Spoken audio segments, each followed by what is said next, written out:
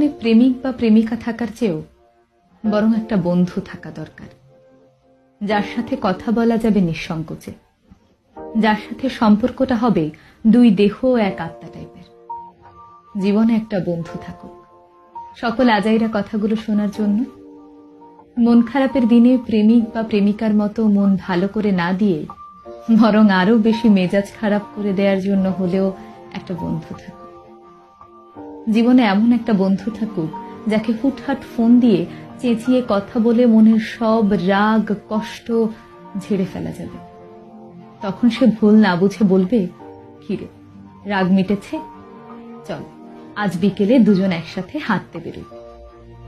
জীবনে একটা বন্ধু থাকা দরকার, কান্না ভেজা গল্পগুলো শোনার জন্য, যে ঢাল হয়ে দাঁড়াবে, বকবে, শাসন করবে, রাগারাগি করবে, আবার আদরের সোহাগে আগলে রাখবে।